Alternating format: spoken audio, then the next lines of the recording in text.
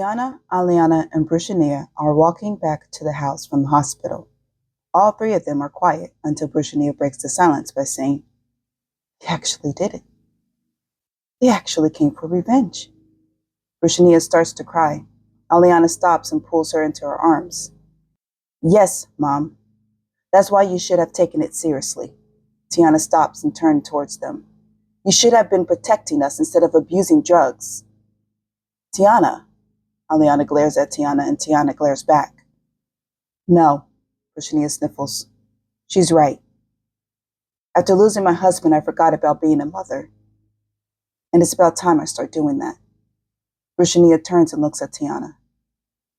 "Ever since you left, I have been thinking long and hard about my life choices. I'm going to try and get clean, I promise." "Good. And when you do, I'll come back home." Tiana turns around and starts walking again as hope grows in Brushania and Aliana's eyes. As they get closer to the house, Tiana remembers what they left behind. "I know Rushka cleaned up the bodies," she thinks to herself. "But does she have them clean up everything else?" Worry starts to grow inside her. What would Mom think when she sees the blood? Should I tell her the truth? Or should I let her believe it was Rushka's army that fought them off? Tiana rounds the corner in hopes that the yard will be clean. She looks down only to be disappointed to see not only blood, but also their weapons scattered all over the ground. Brushania sees the mess and stops in mid-stride. What in the... Aliana looks at the yard and sees the scene. She slowly looks at Tiana as her mouth and eyes slowly grow wide. Tiana turns to look at them and scratches the back of her head. "A lot happened while you guys were out of it." "No kidding," Aliana replies. And she looks at the scene again. Brushania walks through the yard as she looks at the guns and blood. "So all of this is from the Covina followers? They had a battle on my yard?" Tiana nods her head. Brushania continues to look around. Then she notices a message recorder attached to the door. "And they left a message." Tiana's eyes grow wide in fear. A message?" Tiana and Aliana look at each other with worry in their eyes. Then back at Brushania, who is walking towards the door. Brushania takes the message recorder off the door and turns it on. Rushka's voice comes through the recording. "Tiana, you and your friends did an excellent job of holding the Covina followers back." Brushania's eyes grow wide as she looks at Tiana, who is looking everywhere else. "Without you three, who knows what would have happened to your family? I am sorry for leaving such a big mess behind. With there being so many members, I had to hurry back to the headquarters before they woke up. But worry not. I will send a crew to take care of the blood and weapons. I am glad to have you join my forces. You are truly your father's daughter." When the recording ends, Brushania throws the recorder to the ground. "Join my forces? Holding the Covina followers back?" Tiana smiles shyly. "We should go inside and talk." The three of them are sitting at the kitchen table.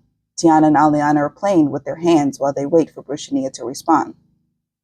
Brushania is rubbing her temples as she processes everything her daughter said. "You're a secret agent." "Yeah," Tiana responds quietly. Brushania looks at Aliana.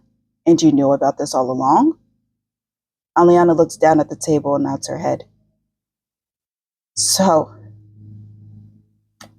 you mean to tell me that form I signed was for you to become a murderer?" "An agent," Tiana corrects her. Brushania raises her eyebrows. "Oh, please explain to me what the difference is." "An agent is legal. We work for Rushka." "Oh, so you can kill people and get away with it?" "Under certain circumstances, and people can kill you and get away with it?"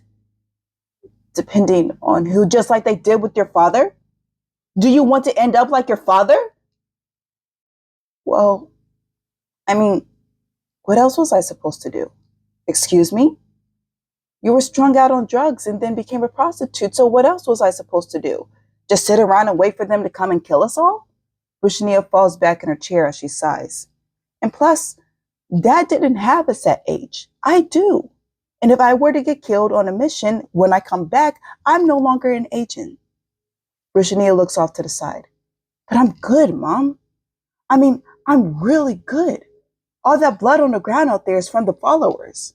Britannia looks at Tiana, and a little bit is yours too, she says as she points out the blood on Tiana's clothes. Tiana looks down at it and shrugs as she looks back at her mom. Yeah, but this is nothing compared to what me and my friends did to them. Tiana leans in closer. Listen, Mom, I know you're going to worry about me, so I'm not going to try and convince you not to. But please understand, I am good at what I do. And I am going to continue with this so I can keep the three of us safe from any more threats. So you just work on getting sober so I can come back and we can be a family again, okay? Britannia sits there and thinks for a moment. Are you sure you're that good? Beat up two agents from the best agency out there. Every other student is afraid of me.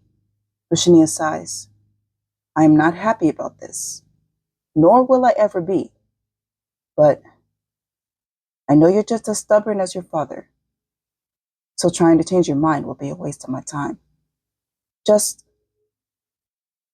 be safe, okay? Tiana smiles as she nods her head.